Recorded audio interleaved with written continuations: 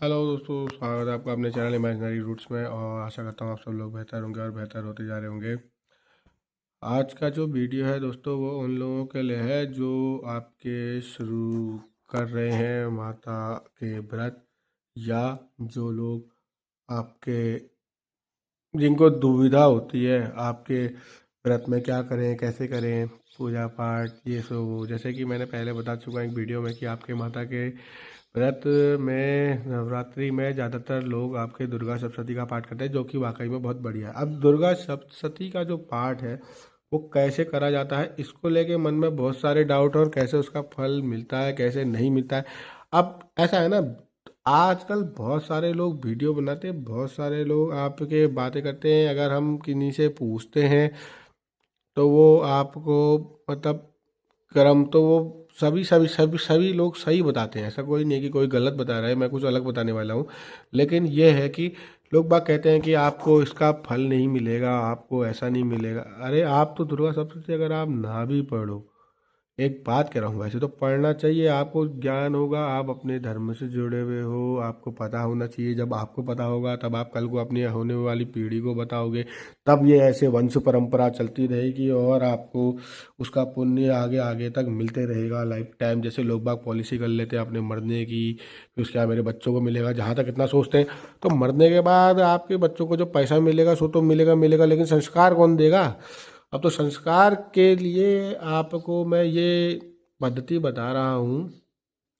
पद्धति आपके कुछ क्या है, सीधी सी नॉर्मल है। आप दुर्गा सप्तशती की जो किताब है वो आपके गीता प्रेस की आप लेके बैठो, वो गीता प्रेस की लो। बाकी आप लोगे ना, आप कंफ्यूज हो जाओगे, क्योंकि उसमें उतनी डिटेल में दिया भी नहीं है, और अगर दिया भी है तो वो आपके समझ में भी नहीं आएगा। अब इसमें आते हैं मेन टॉपिक में। देखो कि पहले तो कहते हैं कि फल मिलेगा नहीं मिलेगा। आपने सिर्फ व्रत करा, आपने सिर्फ माँ के प्रति श्रद्धा रखी, आपने व्रत भी नहीं करा, आपकी माँ के प्रति श्रद्धा है, तो फल तो आपको वैसे ही मिल जाएगा। ये तो आपके पूर्व संचित कर्म है कि आपको ये करने का मौका मिलता है या नहीं मिलता है। आपकी माँ में श्रद्धा है, या आप बीमार भी हो सकते हैं, आप कुछ भी हो सकता है कि आप नहीं रख पा रहे हैं। तो इन सब चीज़ों को थोड़ी देर के लिए हटा करके सिर्फ उन लोगों के ऊपर फोकस करते हैं जो रखना चाहते हैं या जिनकी इच्छा है, और जिनको पढ़ने में दुविधा ये होती है कि उनके समझ में नहीं आता है, और वो बहुत से कंफ्यूज हो जाते हैं लोग बाग कि कैसे करें क्या करें। तो ऐसा है, किताब शुरू से लेकर आखिर तक पूरी पढ़ दो। पहला तो ये है, शुरू से लेकर आखिर तक सब पढ़ दो। 700 श्लोक है, पूरी शुरू से लेकर लास्ट तक सब पढ़ दो। लास्ट में आपके दिव्याष्टकम तक आप पढ़ो, उसके बाद माँ की आरती कर लो। फिर उसमें हे जगत जननी करके भी एक आरती है, वो भी आप कर सकते हो। लेकिन मेरे कहने का अब यहाँ से थोड़ा सा मामला चेंज हो जाएगा। एक तो ये तरीका है कि आप शुरू से लेकर लास्ट तक में आप सब पढ़ लो, ठीक है। और जब आप शुरू से लेकर लास्ट तक पढ़ोगे, जैसा किताब कह रही है ना, ठीक वैसे ही करना। अपना दिमाग ज़्यादा मत चलाना। अगर कहीं पर को लिखा हुआ है, देखो किताब में कुछ भी गलत नहीं है, किताब में सब सही है। लोग बाग पता नहीं क्यों गलती करते हैं, या वो पढ़ना नहीं चाहते हैं, या वो इतना कैसे पढ़ेंगे ये सोच के घबरा जाते हैं, या आपके कैसे करें, या हम ब्राह्मण नहीं हैं, या हम आपके वो नहीं है, ऐसा वो नहीं है, वैसा नहीं। अगर ऐसा ही है, पैसा ज़्यादा है, तो किसी ब्राह्मण को बुला करके आप बुला के सप्तशती का हवन कर सकते हो। उसमें विशेष दिन आपके चतुर्थी जो कल थी चले गई, एक अष्टमी आने वाली है, उसमें कर सकते हो, या आप हर दिन करो। अब इसमें अब आपके हम जैसे मैं कह रहा हूँ ना कि आप शुरू से लेकर लास्ट तक सब पढ़ो। तो इसमें आप जैसे शुरू में आप पढ़ोगे अष्टलोकी दुर्गा, फिर आप अष्टोत्तर शतनाम, फिर आप आओगे सापोद्धार में, फिर सापोद्धार करने के लिए बाद आप आओगे संकल्प में, संकल्प का फिर सापोद्धार, इग्न्यास इग्न्यास अंगन्यास, ये सब होंगे।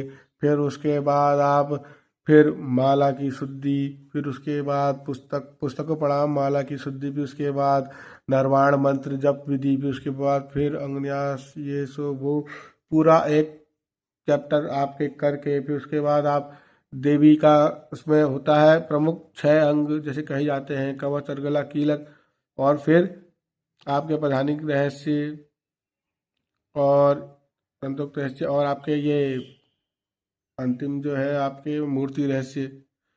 तो ऐसे करके ये 3 रहस्य हैं, और आपके 6 अर्गला वो 3 वो हैं कवच अर्गला कीलक, और इनके बीच में पाठ होता है 13 अध्यायों का, जो माता के युद्ध के चरित्र भी हैं, माता के देवताओं को वरदान के चरित्र भी हैं, भविष्य के बारे में भी बताया गया है और आपके फल स्तुति भी है। और ये सब कहानी कैसे शुरू हुई, वो मधु कैटभ का चरित्र से लेके शुंभ निशुंभ चंड मुंड रक्त बीज और आपके मतलब ऐसे करके इन सब दैत्यों का नाश किया और माता के पराक्रम की कथाएं हैं। फिर फल स्तुति है, फिर राजा सूरत और वैश्य को वरदान की कथा भी।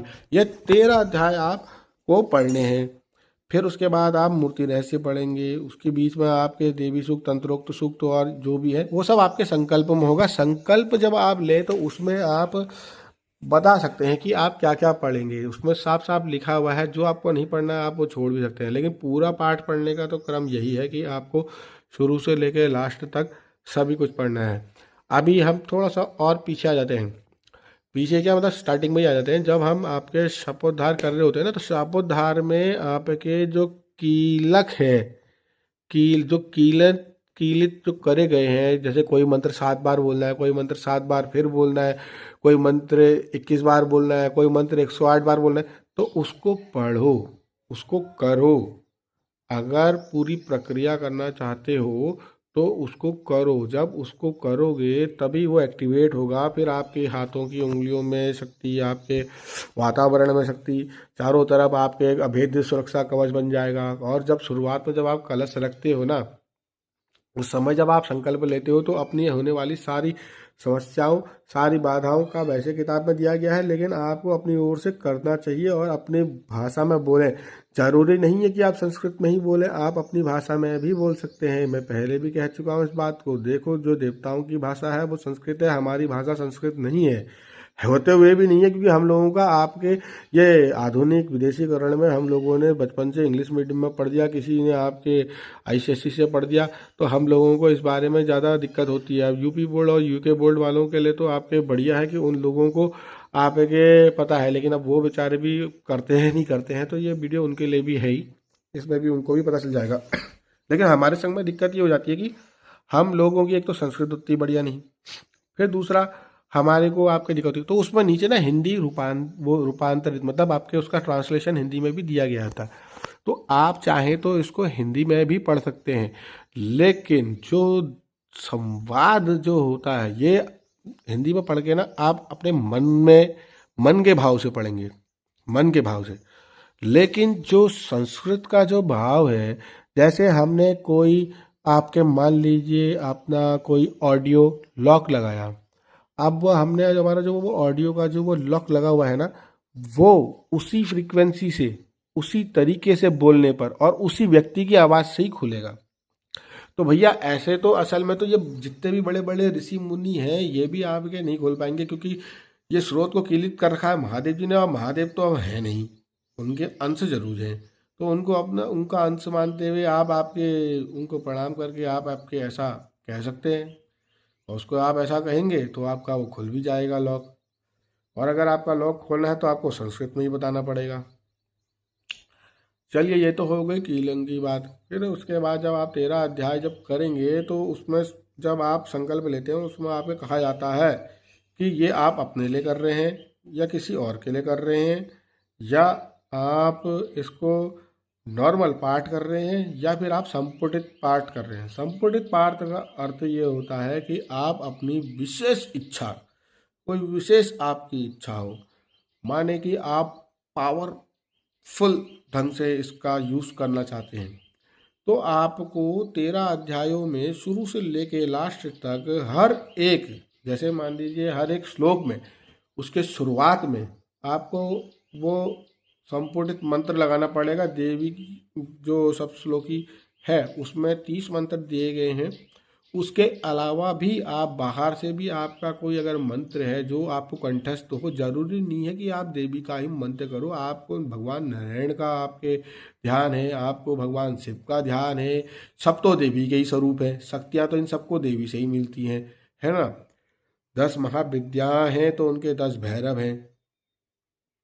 तो आपके ऐसे ही आपके 9 दुर्गा देवी हैं तो उनके आपके 9 भैरव हैं, है ना। तो आपके ऐसा है, आपको आप किसी भी स्वरूप में आप कर सकते हो, लेकिन आप अपना जो मंत्र रखोगे वो आपको धारा प्रवाह होना चाहिए या गुरु का दिया हुआ होना चाहिए। मैं तो कहूँगा कि पहले तो गुरु का दिया हुआ होना चाहिए, फिर उसके बाद आपको, या फिर जो आपको धारा प्रवाह याद हो, जिसको आपको बोलने में बिल्कुल परेशानी ना होती हो। और जिनको घमंड है कि मैं ये कर लूँगा, मैं ऐसा कर लूँगा, मैं ये मंत्रों को आपके मतलब कर लूँगा, मेरे भाइयों, आपको मैं आपको एक बात कहूँ, कितना ही बड़ा ऋषि मुनि कोई हो, XYZ, जब कोई संकल्प लेने बैठता है ना, तो उसका संकल्प उखाड़ने के लिए 10 शक्तियाँ पहले से तैयार रहती है। जो नकारात्मकता होती है ना, वो आपके इर्द गिर्द बहुत ज़्यादा रहेगी। आपके दिमाग में तरह तरह के विचार आएंगे, तरह तरह की नास्तिकता आएगी, ऐसे ऐसे विचार, आपके पाप आपके आंखों के सामने तैरेंगे, आपके मन की दबी हुई वो इच्छाएं जगेंगी जो आप कर नहीं पा रहे हैं, लेकिन वो आपके आंखों के सामने आएंगी। तो इन सब से छुटकारा तो आपको मिलेगा नहीं। लोग बाग कहते हैं ना कि आप ऐसा कर लो, भैरव का मंत्र बोल लो, इसका मंत्र बोल लो, फलाना कर लो, ढिमागा कर लो, कुछ नहीं होने वाला है, कुछ नहीं होने वाला है। ये आपकी अपनी श्रद्धा है। आपको सिर्फ और सिर्फ आपके अपने दिमाग को सेंटर में रखते हुए चलना है। आपको ये सोच के चलना है कि मैं कर रहा हूँ अपने माँ का भजन, है ना। तो उस समय अपने दिमाग में सिर्फ माँ का भजन ध्यान में रखो, माँ की छवि ध्यान में रखो। आंखें बंद करके नहीं कर सकते हो तो आंखें खोल के करो, आंखें खोल के कर सकते हो तो और बढ़िया है। और दुर्गा सप्तशती का पाठ अच्छी आवाज में जोर से बोल के होगा, मन में बोलकर मन के अंदर ही दबी रह जाएंगी, आपकी बातें बाहर नहीं आएंगी। अगर हम बात करेंगे किसी से, अगर आपको बात करनी, अपनी बात समझानी, तो आपको बात करने के लिए बोलना पड़ेगा, ताकि उसके कानों तक वो आवाज़ जाए। तो जितनी ज़ोर से हो सके उतनी ज़ोर से बोल के कर सकते हैं, आप अपनी नॉर्मल आवाज़ में कर सकते हैं। मैं भी आपको ज़ोर से बोल के ही आज ये बता रहा हूँ। इसके पीछे कारण ही यही है, क्योंकि आपके ऐसा है ना, वैसे तो मैं कुछ भी कहूँ आप लोगों की बात समझ में नहीं आएगी। कोई कहेगा माइक की प्रॉब्लम है, कोई कहेगा कि ऐसा कर लो वैसा कर लो। कुछ मत करो, पाठ करना है तो अपने दिल से, सच्चे भाव से, सच्चे मन से माँ का पाठ करो। फिर ठीक है, आपने संपुटित अगर आपने कर दिया, तो ऐसे आपको पूरे 13 के 13 अध्यायों में हर एक श्लोक को आगे और पीछे दोनों तरफ से संपुट करके करना पड़ेगा, पूरा का पूरा पाठ। जैसे कि मान लीजिए उसका पहला श्लोक है, अब आपको उसके पहले श्लोक में मान लीजिए आपको माता का कोई मंत्र नहीं आता है, आप जय माता की बोलना तो आता है ना, तो जय माता की बोल दो शुरू में। उसके बाद जैसे ही पहला श्लोक कंप्लीट हुआ, उसके बाद फिर जय माता की बोल दो। ऐसे करके कर लो। मंत्र है, और आपके मंत्र तो इतने हैं, इतने हैं, इतने हैं कि मंत्रों की तो इतनी किताबें भरी पड़ी हैं। कहीं से भी आप कोई भी मंत्र, आप कोई भी गुरु जो आपके टीवी चैनलों में आपके बताते रहते हैं, रोज कथाएं कहते रहते हैं, इनको सुनो।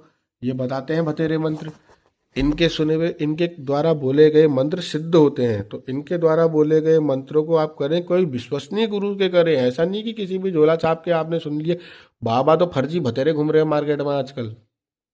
कितने तो मुसलमान भी बाबा बन के घूम रहे हैं। पता चला तुमने किसी मुसल्टे का, आपके क्या नाम कहते हैं, ले लिया प्रवचन, अब वो पता नहीं क्या शुद्धि लेके चल रहा है ना। इसीलिए आप सभी लोगों को यही ध्यान में रखना है कि आपको मंत्र किसी विशेष गुरु से लेना है। मैं तो उतना अधिकारी नहीं हूँ, इसलिए मैंने तो कह दिया साहब, जय माता की बोल के भी आप कर सकते हो अगर आपको संपुट लगाना है तो। और संपुट पाठ में गलती नहीं होनी चाहिए। आपको शुरू से लेकर लास्ट तक, पहले श्लोक के पहले और पहले श्लोक के बाद, फिर दूसरे श्लोक के पहले, फिर दूसरे श्लोक के बाद। अब उस पर कहीं कहीं पर वो ऐसा भी आता है, राजा उवाच, ऋषि उवाच, देवी उवाच, देवु उवाच, ऐसे करके। तो उसमें भी आपके मार्कंडेय उवाच, उसमें भी पहले जय माता की, मार्कंडेय उवाच जय माता की, फिर श्लोक से पहले भी जय माता की, फिर श्लोक खत्म होने के बाद भी जय माता की। या फिर जो भी आपका मंत्र लगाना है, जैसे ओम ऐम ह्रीम क्लीम चामुंडाई विच्चे मार्कंडेय उवाच, ओम ऐम ह्रीम क्लीम चामुंडाई विच्चे मार्कंडेय उवाच, ऐसे करके भी आप कर सकते हो। ऐसे करके जब आप 13 वो करोगे, फिर उसके बाद न्यास करोगे, फिर नरवार मंत्र करोगे, फिर उसके बाद फिर आप आपके मूर्ति रहस्य करोगे, फिर अपराध समापन स्रोत बोलोगे, फिर आप देवी का आपके मानस पूजा है, फिर आपके दुर्गा द्वादश नाम माला है, 32 नाम देवी के। फिर उसके बाद आपके अपराध का है, देवी अपराध क्षमापन सूत्रम, फिर वो है। फिर उसके बाद आपके उसमें सिद्ध कुंजी का स्रोत है, फिर संपुट मंत्र हैं, फिर आपके उसमें देवी चालीसा है, फिर दिव्याष्टकम है, फिर अंत में आरती है।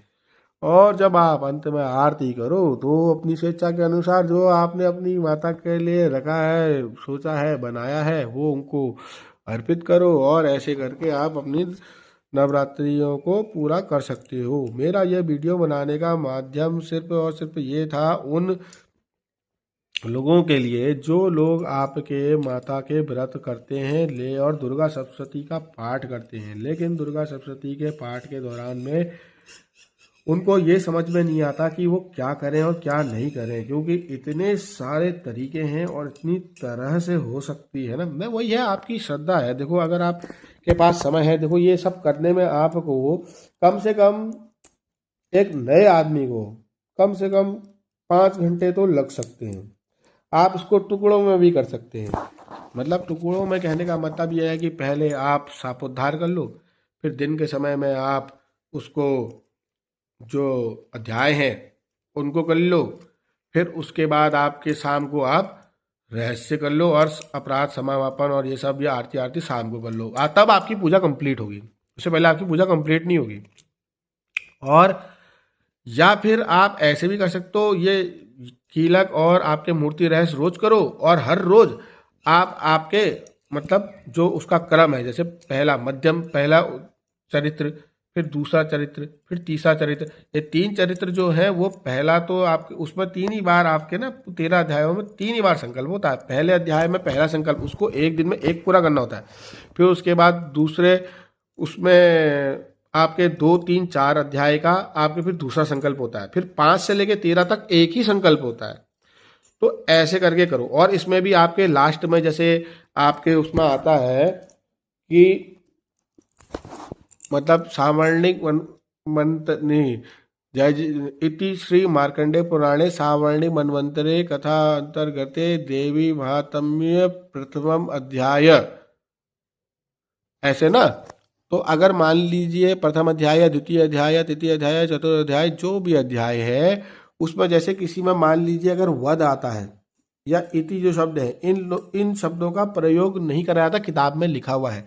तो उसके लिए आप ये कि लाइन में बोल रहा हूँ इसको आप नोट कर लें। आप ऐसा कह सकते हैं, जय जय श्री मार्कंडे पुराणे सावर्णिक मनवंतरे देवी महात्म्ये प्रथमोध्याय सत्या संतु मम कामा जगदम्बा अर्पण वस्तु। तो ये एक तरीका है आपके बोलने का। कहीं कहीं पर अध्याय भी नहीं बोलते हैं तो वहां पर को आप आपके खाली ओम तत्सत सत्य संतु मम कामा जगदम्बा अर्पण वस्तु भी बोल सकते हैं। ये आपको जो भी कोई आपके गुरुजी हैं, जो कोई भी आपके पंडित जी हैं, उनसे आप अच्छे से पूछ के विचार विमर्श करके कर सकते हैं। और अगर यदि कोई डाउट हो तो आप मुझे मैसेज कर सकते हैं, मैं आपकी शंका का समाधान करने के लिए तैयार हूँ। और आप सभी लोगों को नवरात्रि की पुनः पुनः बधाइयाँ। आज है माता का विशेष दिन, आज है पंचमी। या देवी सर्वभूतेषु मातृरूपेण संस्था नमस्ते नमस्ते नमस्ते नमो नमः। माता सब पर कृपा करें, अपने सभी बालकों पर कृपा करें, क्योंकि कुपुत्र तो हो सकता है पर कुमाता नहीं होती। तो आप सभी लोगों को नवरात्रि बधाइयाँ। जय हिंद, जय भारत, हर हर महादेव, जय हो। और आपको पसंद आए तो मेरे वीडियो को लाइक शेयर एंड सब्सक्राइब करें, ताकि मैं आपके लिए ऐसी ज्ञानवर्धक बातें और उनसे जुड़ी हुई रोचक टॉपिकों को आपके लिए बनाते रहूं और आप सभी लोगों को ज्ञान प्राप्त होता रहे। जय हिंद, जय भारत, हर हर महादेव।